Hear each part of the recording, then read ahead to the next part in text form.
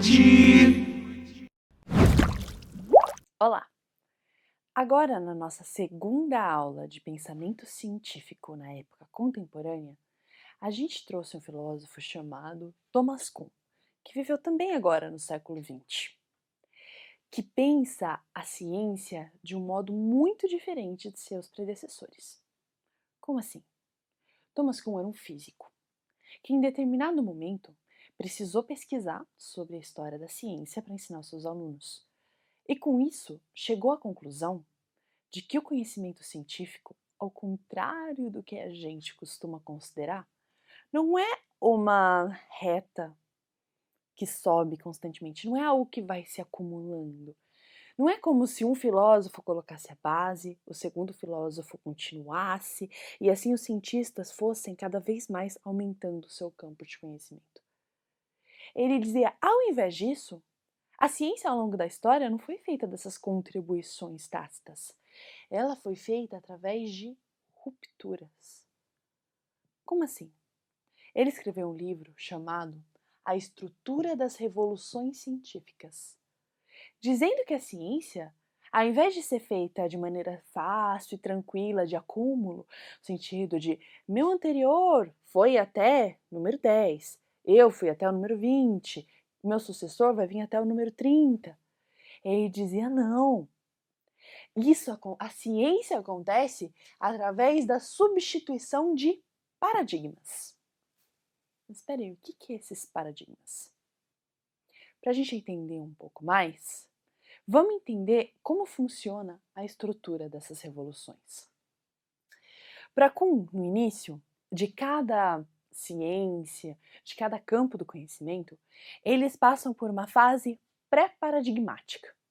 Ou seja, quando as pessoas que estão estudando aquele campo não sabem muito bem quais são os princípios gerais daquilo, não concordam sobre quais métodos devem ser utilizados para observar aquele campo, quais conclusões podem ser tomadas de maneira definitiva.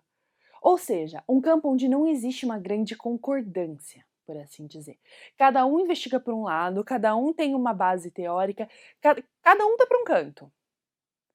Para Kuhn, isso é a frase pré-paradigmática. Ele diz que um determinado campo, como a ótica, a física, a biologia e etc., só entram no campo da ciência normal quando eles estabelecem um paradigma. Ou seja, normalmente depois de uma grande descoberta ou uma grande concordância onde as pessoas falam, essa é a base teórica que a gente vai usar para entender determinado campo. Ou seja, esses são os nossos princípios. De maneira geral, essas são as regras que a gente observa funcionando. Isso é o que a gente pode afirmar que é verdade. Essa é uma boa metodologia para a gente investigar esse campo, certo?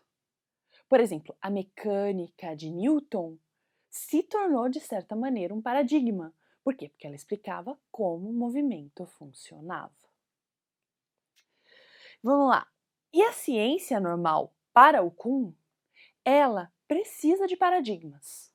Ou seja, para a gente progredir nas ciências, a gente precisa não ficar justificando o tempo todo as suas bases teóricas, cada coisa nova que você vai adicionando, você precisa fundamentar desde o princípio.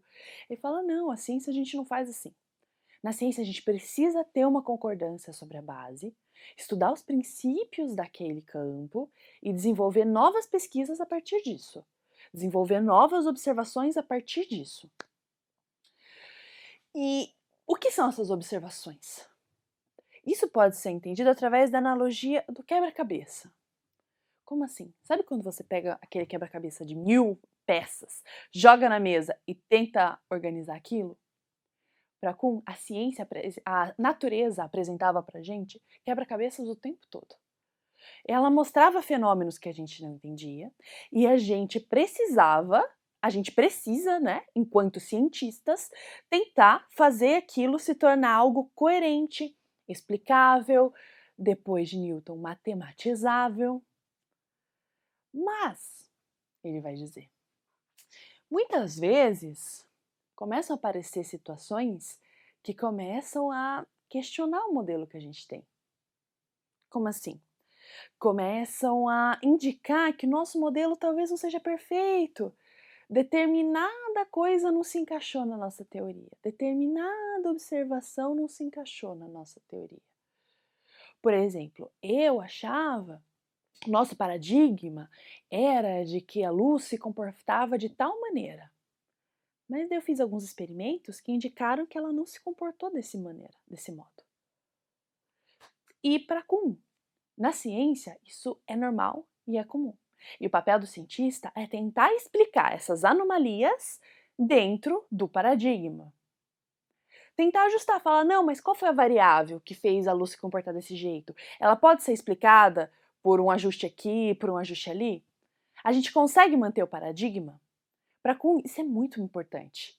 Porque senão a gente fica mudando de teoria para teoria. Não, a gente tem que primeiro tentar explicar essas anomalias da teoria dentro do próprio corpo paradigmático, ou seja, dentro do próprio paradigma.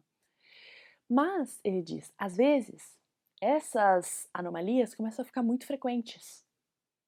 E essas anomalias, né, nas observações, nas coisas que a gente vê, elas começam a questionar não só pontos menos importantes do paradigma, elas começam a questionar a própria fundação, a própria base teórica do paradigma.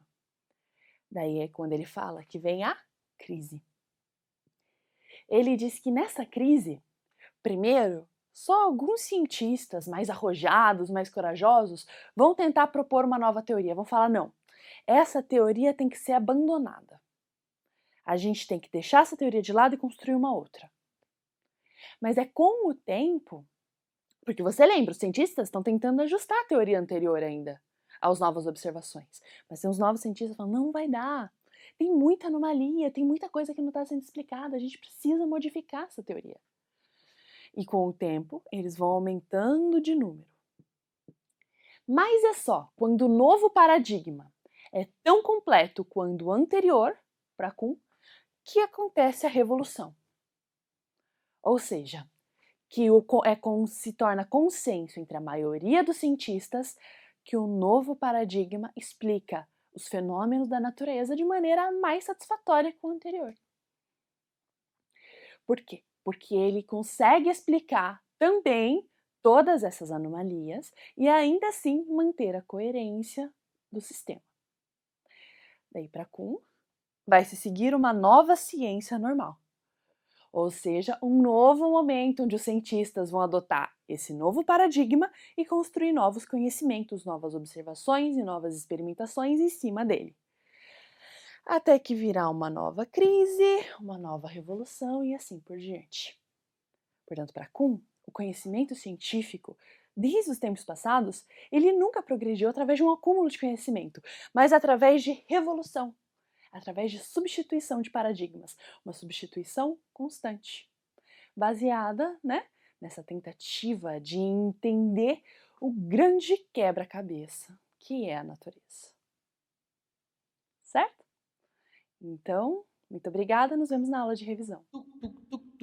Estude.